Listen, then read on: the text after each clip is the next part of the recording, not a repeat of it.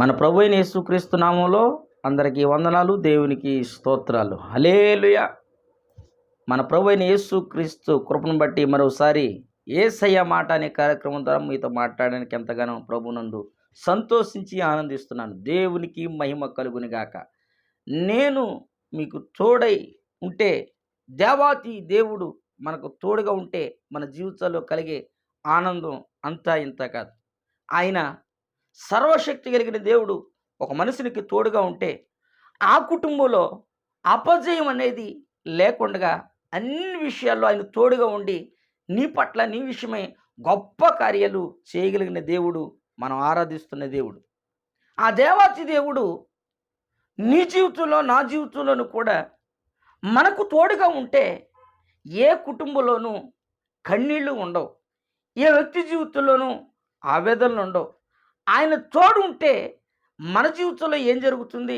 అపోస్తుల కార్యాల గ్రంథం 18వ అధ్యాయం 10వ వచనంలో రాయబడిన మాట ఏంటంటే, నేను నీకు తోడై ఉన్నాను. నేను నీకు తోడై ఉన్నాను. నేను అనే మాట యేసుక్రీస్తు ప్రభు చెప్తున్నాడు. నీకు తోడై ఉన్నాను. ఎవరికి తోడు అని అంటే, ఎవరైతే యేసయ్యను ఆశ్రయించి యేసయ్యను ఆరాధిస్తారో వాళ్ళకి తోడై ఉండే దేవుడు. జీవాధిపతి, సృష్టికర్త అని ఎవరైతే పిలవగలుగుతారో వాళ్ళందరికీ ఆయన దేవుడు. ఈ సర్వ లోక మానవాళి జీవితంలో ఎవరైతే యేసు వైపు చేతులు ఎత్తుతారో, ఎవరైతే యేసయ్యా నీ తోడు నాకు కావాలని అర్థిస్తారో వాళ్ళందరికీ తోడు ఉండే దేవుడు. మాట్లాడితే పలికే దేవుడు. నువ్వు స్వరమెత్తి పిలవగలిగితే, అయ్యా ఇది నా సమస్య, నీ తోడు నాకు కావాలని జీవాధిపతి అనే దేవుడు తోడు కావాలని నువ్వు కోరుకుంటే, నా దేవుడు నీకు తోడుగా ఉండి అపజయం ఎరిగినటువంటి గొప్ప కార్యాలు నీ జీవితంలో చేయగలడు. ఈ యేసయ్య మాట అనే కార్యక్రమం ద్వారా యేసయ్య ఎవరికి తోడుగా ఉంటాడు? యేసుక్రీస్తు ప్రభు ఒక వ్యక్తికి తోడుగా ఉంటే అతని జీవితంలో ఎట్లాంటి కార్యాలు జరుగుతాయి? మనుషులు తోడున్నారు అనుకోండి, నీకు ఏదైనా సాయంగా వస్తే ఒక 5 నిమిషాలు 10 నిమిషాలు గట్టిగా కేటాయిస్తూ ఒక 4-5 రోజులు 10 రోజుల పాటు నీతో ప్రాణ స్నేహితులైతే 10 రోజులైనా నీతో తోడుగా ఉంటారు. ఏ పనిలోనైనా నేను కూడా తోడు ఉంటాను బ్రదర్, చెల్లెమ్మా నీతో నేను కూడా ఉంటానని ఒక అక్క ఒక చెల్లికి బంధువులు స్నేహితులు కలిసి కొంతకాలం చేయగలరు. అదే నీకు భయంకరమైన ఆపద కానీ కన్నీళ్ళు కానీ ఎవరో తీర్చలేనటువంటి ఒక వేదనకరమైన పరిస్థితి కుటుంబంలో కానీ జీవితంలో కానీ వెంబడిస్తున్నప్పుడు నీ తోడు ఉంటారు వీళ్ళు అనుకున్న వాళ్ళు సహా చేయి విడిచిపెట్టినటువంటి సందర్భాలు పలుమార్లు మనం చూస్తాం. నా ప్రాణ స్నేహితుడండి, నేనంటే బాగా ఇష్టమండి, మీ ఇద్దరం బాగా బెస్ట్ ఫ్రెండ్స్ అండి అనుకున్న వాళ్ళు సైతం నిన్ను విడిచిపెట్టే అనుభవాలు ఈ లోకంలో అనేకంగా కనబడతాయి. బైబిల్ గ్రంథం చెప్తుంది, నిజమైన స్నేహితుడు విడువక ప్రేమిస్తాడు, అట్టివాడు దుర్దశలో నీకు తోడుగా ఉంటాడు. ఎవరైనా ఉంటారా ఇట్లాంటి స్నేహితుడు? దుర్దశ అంటే నీకేదో ఆపద కలిగింది, సహాయం కావాలి, నీ ప్రాణ స్నేహితుడికి ఫోన్ చేస్తావు, బాబు ఇది సమస్తరా, రే ఇలాంటి బాధతో ఉన్నాను, ఏం చేయాలో అర్థం కావట్లేదు అని అంటే ధైర్యం కలిగే మాటలు నాకు చెప్తాడు. పొరపాటు నా స్నేహితుడిని ఒక 2-3 లక్షల రూపాయలు కావాలరా, ఇప్పుడున్న పరిస్థితులు నేను ఇవ్వలేను, ఎప్పుడు ఇస్తానో తెలీదు, వాస్తవం బెస్ట్ ఫ్రెండ్స్ కదండి మరి చెప్పేశాడు. ఒక 2-3 లక్షలు కావాలి నాకు, కొంచెం సహాయం చేయి అని అడిగాడు అనుకోండి, మరుసటిసారి మరలా ఫోన్ చేసినప్పుడు నీ ఫోన్ను ఇక ఎత్తబడదు. కారణం ఏంటంటే బెస్ట్ ఫ్రెండ్సే. ఎంతవరకు? హాయ్ అంటే హాయ్, బాయ్ అంటే బాయ్ చెప్పుకుని కాస్త దూరం కలిసి నడిచి వెళ్ళే అనుభవాలు కనబడతాయి తప్ప తనకంటే స్థితిని మించి నీకు స్నేహం చేసేవాడు ఎవరు ఉండరు. పరిశుద్ధ గ్రంథంలో జ్ఞాని అయిన సొలొమోను అంటున్నాడు, నిజమైన స్నేహితుడు విడివక ప్రేమిస్తాడు. ఆ ప్రేమించే స్నేహితుడు ప్రేమ ఎలా ఉంటుందంటే, నీకు ఆపద కలిగిందనుకో, ఆపద నీకనుకుని కలిగిందని అనుకోక నా జీవితంలో నాకే ఎదురైందనుకుని వచ్చి నీకు సహాయం చేసేవాడుగా, సహోదరుడుగా, అంటే నీ కుటుంబస్తులుగా మారిపోతాడు ప్రాణ స్నేహితుడు. అట్లాంటి వాడు తోడు ఉంటే కుటుంబంలో కానీ జీవితంలో కానీ ఒక ఉన్నతమైన ఆశీర్వాదం కలుగుతుంది. ఒకవేళ మీ జీవితంలో అట్లాంటి స్నేహితులు ఉంటే మీరు ధన్యులు. హల్లెలూయా.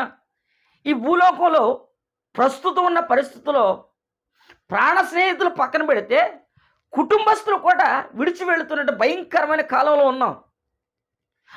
అనుకున్న వాళ్ళు మా అనుకున్న వాళ్ళు కూడా విడిచిపెట్టి వాళ్ళ ఆదరణ పొందుతాము అనుకున్న వాళ్ళ జీవితంలో కూడా ఆదరణ దూరం అయిపోయి కన్నీళ్ళ జీవితాలు వెంబడిస్తూ నా బ్రతుకు ఇంతే అనుకుంటా భయంకరమైన పరిస్థితుల మధ్యలో మనం చూస్తాం. వీళ్ళు తోడుంటే మా జీవితంలో నెమ్మదేనండి, కానీ వాళ్ళు ఇలా చేస్తారని అనుకోలేదండి. భయంకరమైనటువంటి ఇబ్బంది పిల్లల విషయంలో కుటుంబంలో కలిగినప్పుడు అనుకున్న వాళ్ళు నిన్నటిదాకా మావాడేనండి, మా అబ్బాయేనండి, మా చిన్నమ్మ, మా అబ్బినండి, మా బాబాయ్ అండి అన్నవాళ్ళు చేయి విడిచిపెడితే ఆ బాధ ఎంత భయంకరం. ప్రాణ స్నేహితులు విడిచిపెట్టిన కట్టుకున్న భార్యాభర్తల విషయంలో కూడా ఆపద కలిగితే నీకు జీవితాంతం తోడుగా ఉంటానన్న వాళ్ళు కూడా విడిచిపెడుతున్నటువంటి భయంకరమైన పరిస్థితులు కలిగిన కాలంలో ఉన్నాం. ఈ రోజున నేను చెప్పగలిగిన మాట ఏంటంటే, మనుషుల సహాయం వ్యర్థం. నీ బంధువులు స్నేహితుల సహాయం ఎంతవరకు అంటే ఒక స్థాయి వరకే. కానీ నేను ప్రకటిస్తున్న యేసుక్రీస్తు నీకు తోడుగా ఉంటే నీ జీవితంలో ఎప్పటి వరకు తోడుకుంటాడంటే నిన్ను తీసుకెళ్ళి ఆ మోక్షపురం అని పిలువబడుతున్న పరలోక పట్టణం చేర్చేంత వరకు నా దేవుడు నిన్ను విడిచిపెట్టడు. హల్లెలూయా.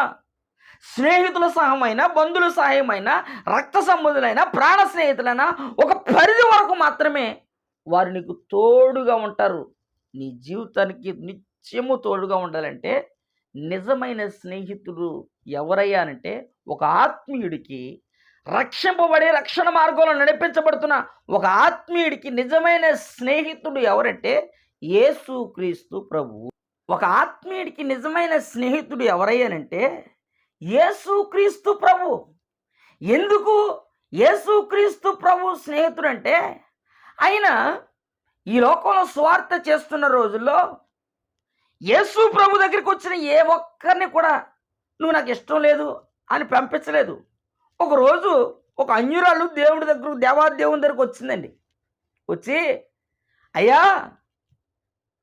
మా అమ్మాయికి జబ్బు చేసింది, మా అమ్మాయికి అనారోగ్యం వచ్చింది, నేను వాళ్ళ దగ్గర వీళ్ళ దగ్గర విన్నాను, నీ దగ్గరకు వచ్చానయ్యా, నా కూతురు కోసం కొంచెం ప్రార్థన చేయవా అని అడిగింది యేసుక్రీస్తు ప్రభువుని. యేసు ప్రభు ఏమీ మాట్లాడకుండా తన పని తాను చేసుకుంటున్నాడు. మరలా అడుగుతుంది, అయ్యా బోధకుడా, యేసయ్యా, రబ్బుని, నా కుమార్తెకు ఒంట్లో బాలేదయ్యా, అనేకులకు సంప్రదించారు కానీ వాళ్ళ వల్ల కాలేదయ్యా, నా కుమార్తె కోసం ప్రార్థన చేయ ప్రభు అని యేసు ప్రభువుని బతుకులాడుతుంది. యేసుక్రీస్తు ప్రభు అని అంటారు, అమ్మా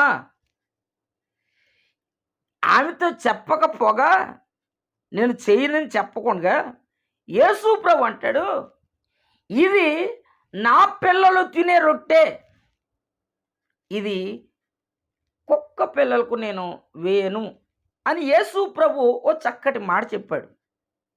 దీన్ని బట్టి ఆలోచిస్తే ఆమెకుండే ఒక గొప్ప సాక్ష్యం ఏమిటనంటే, నీవు నా దృష్టిలో ఏమన్నాడో మీకు బాగా అర్థమైంది.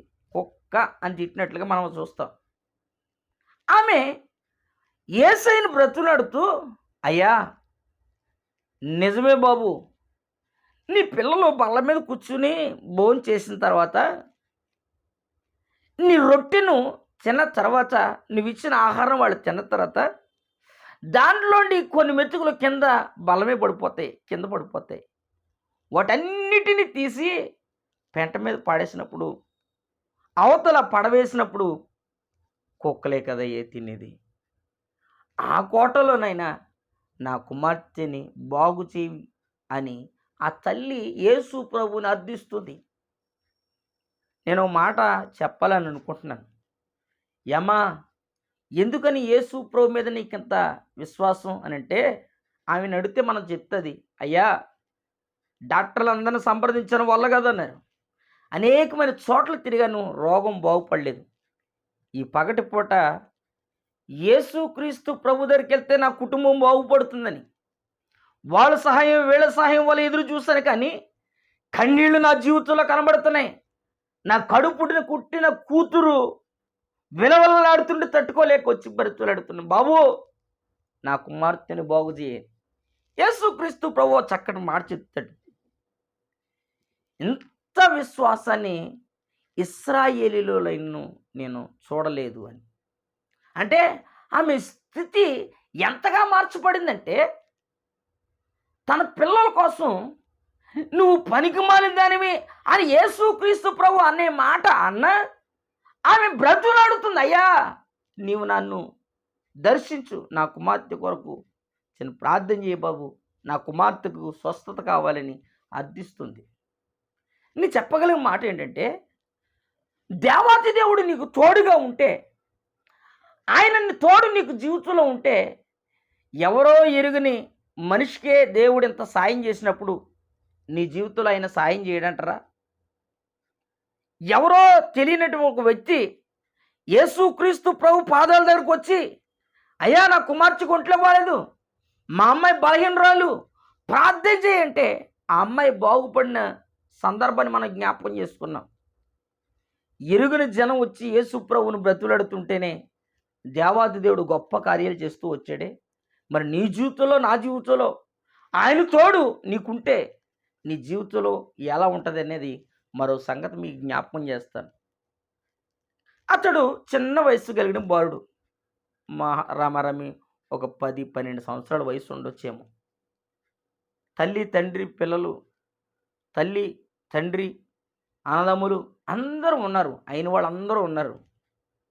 కానీ ఒక చోట అనాథగా బాధపడుతున్నాడు. అనాథగా వేదన పడుతున్నాడు. దిక్కుతోచని పరిస్థితుల మధ్యలో ఆ కుటుంబంలో పుట్టినందుకు ఎంత సంతోషించాడో పరిశుద్ధ గ్రంథంలో రాయబడలేదు. కానీ దిక్కుమొక్కు లేని చోట ఒక చోట పెరుగుతున్నాడు. ఆ పరిస్థితుల మధ్యలో తన జీవితం ఎలా ఉందనంటే,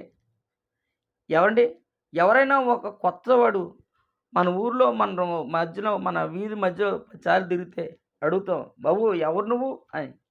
అట్లాంటి పరిస్థితుల్లో ఏం చెప్పావు, ఎలా చెప్పాలి, అయిన వాళ్ళందరూ ఎలా దూరం అయ్యారని చెప్పాలి. ఇరుకులు వేదనల ఆవేదనల మధ్యలో ఆ కుర్రవాడు బాధపడుతున్నాడు. ఆ బాధపడుతున్న అతని జీవితంలో ఉన్న ఒకే ఒక ఆదర్శం నిదర్శన ఏంటంటే, నాకు దేవుడు తోడుగా ఉన్నాడు, హల్లెలూయా, దేవుడు నాకు తోడుగా ఉన్నాడు అనుకుని ఆ యాత్రలో వెళ్ళిపోతున్నాడు. ఆ ప్రయాణంలో అతని తోడు ఊరు కాని ఊరు, ఆ ఊరిలో ఏం చేయాలో తెలీదు. ఆ ఊరిలో ఒక పెద్దయిన ఈ పిల్లోడిని కొనుక్కున్నాడు. మా ఇంట్లో పెట్టుకుందామని. ఈ కుర్రాడు ఆ ఇంట్లో ఎప్పుడైతే అడుగు పెట్టాడో, అడుగుపెట్టిన నాటి నుండి ఆ కుటుంబం వర్ధిల్లడం ప్రారంభమైంది. ఆ కుటుంబం ఒక ఆశీర్వాదకరమైన మార్గంలో నడిపించబడడం ప్రారంభమైంది. ఆ కుటుంబం వర్ధిల్లుతూ ఉంటే ఆ ఊర్లో ఉన్నటువంటి అనేకులకి ఇతని పేరు వినబడుతుంది. ఒకప్పుడు మా ఇంటికి ఈ కుర్రోడిని నేను కొనుక్కుని తెచ్చుకున్నాను, ఒకప్పుడు ఈ పిల్లోడిని నేను కొనుక్కుని తెచ్చుకున్నాను. ఎక్కడ కొన్నావు అని అంటే, జారంట పోతున్నారండి ఇస్మాయేలీలు అని, వాళ్ళు నాకు అమ్మారు, ఆ పిల్లోడిని నేను కొనుక్కున్నాను అని ఒక దేశాన్ని పరిపాలించే రాజు ఈ మాట చెప్తున్నాడు. చెప్తూ అక్కడ ఒక మాట రాస్తుందండి. ఆదికాండం 39వ అధ్యాయం 3వ వచనంలో రాసిన మాట ఏంటంటే, యెహోవా అతనికి తోడై ఉండెను. హల్లెలూయా, హల్లెలూయా. ఎలాగ తోడుగా ఉన్నాడు చెప్పనా? ఎట్లాగ తోడుగా ఉన్నాడంటే, ఇతని పేరు జోసెఫ్. ఈ జోసెఫ్ అనే వ్యక్తి దేవుని తోడు ఒకళ్ళకు ఉంటే, ప్రారంభంలో చెప్పుకున్నాం కదా, నేను నీకు తోడై ఉన్నానని. దేవుని తోడు కావాలని వచ్చినటువంటి ఆ కనాను స్త్రీని దేవుడు దర్శించి బిడ్డను బాగు చేసినట్లుగా ఇక్కడ దేవుడు తోడున్నాడు. మరి దూరమైన వాళ్ళు ఎవరయ్యానంటే, తల్లి తండ్రి దూరం అయిపోయారు, అన్నదమ్ములందరూ దూరం అయిపోయారు. అన్నదమ్ములందరూ పగబట్టి వీడు బ్రతుకుంటే వీడి ద్వారా ఎప్పుడూ మనకి అవమానమే, బాధలే అనుకుని తమ్ముడిని దూరం చేసుకున్నారు. వీళ్ళు ఎవరంటే యేసయ్యతో ఉన్నవాళ్ళే కానీ, యేసయ్య సహవాసం ఎరిగిన వాళ్ళే కానీ, దేవుని వాక్యం తెలిసిన వాళ్ళే కానీ, దేవుని సన్నిధిని అనుభవించిన వ్యక్తులు. ఏమండి, ఈ వచ్చేసిన కుర్రోడు, అమ్మబడిన కుర్రోడు వాళ్ళ తమ్ముడే, దైవ క్రమంలో ఎరిగిన వాడే. ఈ పిల్లోడు ఎవరు కొడుకు అని అంటే యాకోబు కొడుకు. ఈ యాకోబుకు ఉన్నటువంటి అన్నదమ్ము పిల్లల్లో ఆఖరి పిల్లోడు ఈ పిల్లోడికి తండ్రి అంటే మహాప్రేమ. ఎందుకయ్యా నీకు అంత ప్రేమ అంటే, మా అబ్బాయి చిన్నోడే కానివ్వండి, చక్కగా పాటలు పాడతాడు, చక్కగా ప్రభుని ఆరాధిస్తాడు, దేవుని సన్నిధిలో భయభక్తులు కలిగి నడుచుకుంటాడండి మా అబ్బాయి అనే సాక్ష్యం తన జీవితంలో ఎంతగా వర్ధిల్లిందంటే, ఊరు కాని ఊరు, దేశం కాని దేశంలోకి వెళ్ళినా తన భక్తిని విడిచిపెట్టలేదు. తన యథార్థత కలిగిన భక్తి జీవితం, దేవుని సన్నిధిలో తను చేస్తున్న భక్తి వైరాగ్యాన్ని విడిచిపెట్టకుండా దేవుని సన్నిధిలో ఆయన ఎట్లా ఉన్నాడంటే, ఇది పరాయి దేశం కదా, ఇది మా ఊరు కాదు కదా, మనకు నచ్చినట్టు తిరగవచ్చు కదా అని అనుకోలేదు. ఏదైతే నేర్చుకున్నాడో ఆ భక్తిని హృదయంలో దాచుకున్నాడు. ఈ అన్నదమ్ములు ఉన్నారే వీళ్ళకి ఏమర్థమైంది మరి వీళ్ళకి ప్రార్థన ఉందో భక్తి ఉందో లేదో నాకు తెలియదు, కానీ సొంత తమ్ముడండి, సొంత తమ్ముడు, బయటోడు కాదు. సొంత తమ్ముడిని వీళ్ళు కొట్టి చంపేయాలనుకుని సగం కొట్టి గోతులో పడేశాడు. అందులో ఒకడు కాస్త కోస్త మంచాడు, ఒరే వీడు చేస్తే మనకేమొస్తుందిరా, వీడిని అగో ఆ దారంట పోయేవాడికి వాళ్ళకి అమ్మేద్దాం అని వాళ్ళకి అమ్మేస్తే వాళ్ళు తీసుకెళ్ళి ఎక్కడో ఇంకో దేశంలో అమ్మేశారు. ఆ దేశంలో యెహోవా తోడుగా ఉంటే అంత ఒక వ్యక్తి జీవితంలో ఎన్ని అద్భుతాలు జరుగుతాయి. ఒంటరిగా ఉన్న వైరాగ్యాన్ని విడిచిపెట్టలేదు.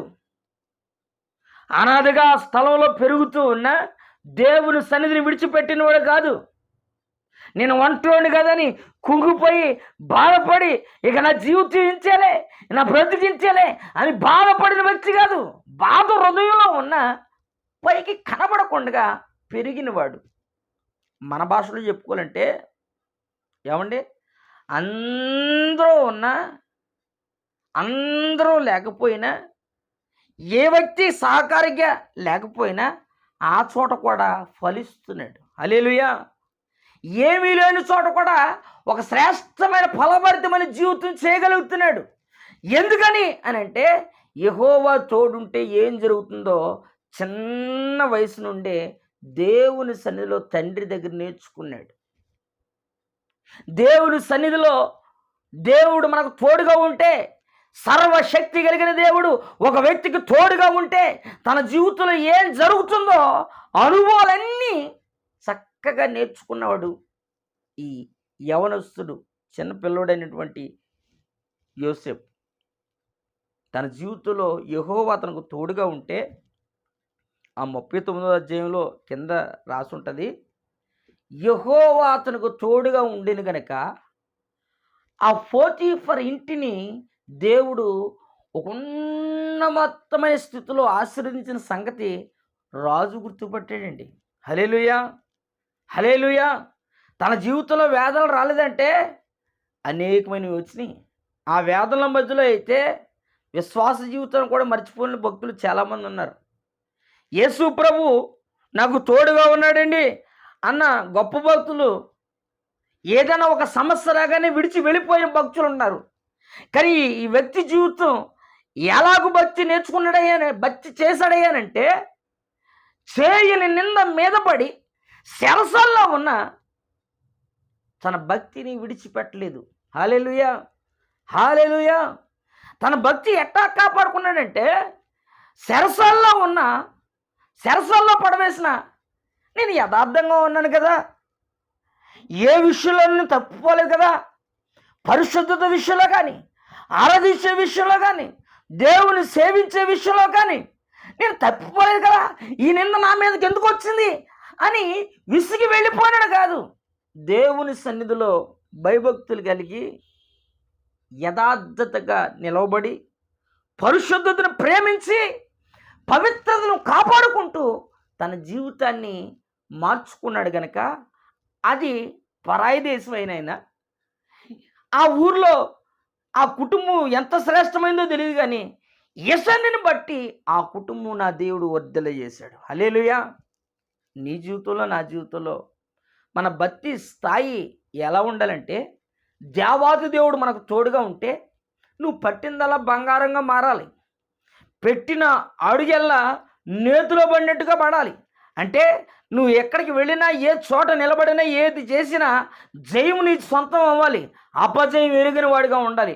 అప్పుడు యెహోవా నీకు తోడుగా ఉన్నాడని, సర్వశక్తి కలిగిన దేవుడు నీకు తోడుగా ఉంటే, ఆ మహనీయుడైనటువంటి దేవుడు నీకు తోడుగా ఉంటే కన్యల మధ్యలో, శ్రమల మధ్యలో, వేదల మధ్యలో కృంగిపోవు. కారణం ఏంటంటే నాకు తోడై ఉన్నవాడు సర్వశక్తి కలిగిన దేవుడు. హల్లెలూయా. మహనీయుడైన దేవుడు, పరిశుద్ధత కలిగిన దేవుడు. ఆ దేవుడిని నేను ఆరాధించి పరిశుద్ధమైన మార్గంలో నడుస్తున్నాను కనుక నా జీవితంలో దిగులెందుకు, నా జీవితంలో వేదన ఎందుకు, నా జీవితంలో కన్నీళ్ళు ఎందుకు, నేను బాధపడవలసిన పని ఏంటి అనే స్థితికి నువ్వు రావాలంటే యెహోవా నీకు తోడుగా ఉండాలి. తోడుగా ఉన్న దేవుణ్ణి, దేవాతి దేవుణ్ణి నువ్వు ఆరాధించడం నీకు చేతనైతే, ఏమండి, ఏమీ లేకపోయినా, ఎవ్వరూ లేకపోయినా పరిశుద్ధతను విడిచిపెట్టలేదు జోసెఫ్. తన భక్తిని కాపాడుకున్నాడు కనుక ఎట్లాగూ దేవుడు ఆశీర్వదించాడంటే మనకు తెలిసిన చరిత్రే. వాళ్ళ కుటుంబం మొత్తం వచ్చి ఏదైతే చిన్న వయసులో దేవుని సన్నిధిలో కనిపెట్టి ప్రార్థిస్తున్నాడో ఆ కల కనిన దర్శనాన్ని ఎక్కడ నెరవేర్చాడంటే ఎక్కడో దూరంగా దేశం వైపు అక్కడికి వెళ్ళిపోతే, అక్కడికి అమ్మబడితే ఆ చోట ఫలించాడు. ఆ ఫలించిన అనుభవం అందరికీ గుంపులు గుంపులుగా వస్తున్నారు. నేను చెప్పగలిగిన చివరిగా ఒక మాట ఏంటంటే, ఒకవేళ బంధువులు, స్నేహితులు నిన్ను విడిచిపెట్టారేమో, రక్త సంబంధులు నీకు దూరం అయిపోయారేమో, నా అనుకున్న వాళ్ళు నిన్ను విడిచిపెట్టేశారేమో, ప్రాణ స్నేహితులండి, చాలా నమ్మానండి, వాళ్ళు నాకు ద్రోహం చేశారండి, వాళ్ళని విడిచిపెట్టేశారండి, వాళ్ళ వలన కన్నీళ్ళు, వేదనలు కలుగుతున్నాయని కుమ్ములిపోతూ ఉంటే యేసయ్య పక్షంగా చెప్పగలిగిన మాట, నేను నీకు తోడై ఉన్నాను, నేను నీకు తోడై ఉన్నాను, ఆయన నీకు తోడై ఉన్నాడు గనక నీ జీవితంలో ఇంతవరకు కన్నీరు కార్చి ఉండొచ్చు, వేదన అనుభవించి ఉండొచ్చు. కొద్ది కాలం నువ్వు వెయిట్ చేయగలిగితే ఎవరెవరైతే నిన్ను తృణీకరించారో, ఎవరెవరైతే నిన్ను ఇబ్బందులు పెట్టారో, ఎవరెవరైతే నీకు హాని చేయాలని, నిన్ను, నీ జీవితాన్ని, కుటుంబాన్ని పతన వ్యవస్థకు నడిపించాలని కోరుకున్నారో వాళ్ళందరినీ తీసుకొచ్చి నీ ఎదుట నిలబెట్టగలిగిన రోజు ఒక రోజు ఉంది. అప్పుడు వరకు యెహోవా నీ తోడు నాకుంటే చాలు నువ్వు కోరుకోగలిగితే నా దేవుడు నీ కుటుంబాన్ని ఒక ఉన్నతమైన స్థితిలో నడిపించగలడు. హల్లెలూయా, హల్లెలూయా. చెప్పబడిన మాట, నేను నీకు తోడై ఉన్నాను. ఆయన తోడుగా ఉంటే ఆ కనాను స్త్రీ జీవితంలో ఒక అద్భుతం ఆ పిల్ల జీవితంలో దేవుడు చేశాడు. యేసుప్రభు నువ్వు నీకు అసలు పెట్టకుండా కుక్కవే అని యేసుప్రభు అన్నా ఆమె బాధపడలేదు. అంటే తన స్థితిని దేవుడు జ్ఞాపకం చేసినా, అయ్యా నిజంగా నువ్వు అన్నట్టు అట్లాంటి అనుభవే, కానీ ఆ కుక్క పిల్ల కూడా నీ పిల్లలు తినే రొట్టె కింద పడిపోతే తిట్టదు కదయ్యా అని బ్రతులు ఎడుతున్నాడు. దైవ సన్నిధిలో యోసేపు ఇంట్లో నేర్చుకున్న భక్తి పరాదేశానికి అమ్మబడినప్పుడు అక్కడ ఎవ్వరూ లేకపోయినా తన స్థితిని బట్టి తనకుండేటువంటి ఆ స్థితిలో బాధపడి దేవుని విడిచిపెట్టగా మరింతగా దేవుని సన్నిధిలో బలపడిన అనుభవం. ఈ రోజున ఎవరో వెళ్ళిపోయారని కృంగిపోతున్నావేమో, ఎవరో నన్ను విడిచిపెట్టారని వేదన పడుతున్నావేమో, వాళ్ళు నన్ను విడిచిపెట్టేస్తారు, వీళ్ళు నన్ను అర్థం చేసుకోవట్లేదని అనుకుంటున్నావేమో. నా దేవుని సహాయం నీకు దొరుకునుగాక, నా దేవుడు నీకు తోడయుండి నడిపించునుగాక. ఆ దేవాతి దేవుని, అయ్యా నీ సహాయం నాకు కావాలి, నీ తోడు నాకు కావాలి, నీతో కలిసి సహవాసం చేయాలి, నువ్వు తోడుంటే నాకు చాలయ్యా, నీవుంటే నాకు చాలయ్యని యేసయ్య మాటలో ఉన్నటువంటి ఆంతర్యం నువ్వు గమనించగలిగితే, నా దేవుడు మన కుటుంబాన్ని నిశ్చయముగా ఫలభరితంగా మార్చునుగాక. ఆమె పొంది ఉన్నాను మా తండ్రి. ఆమె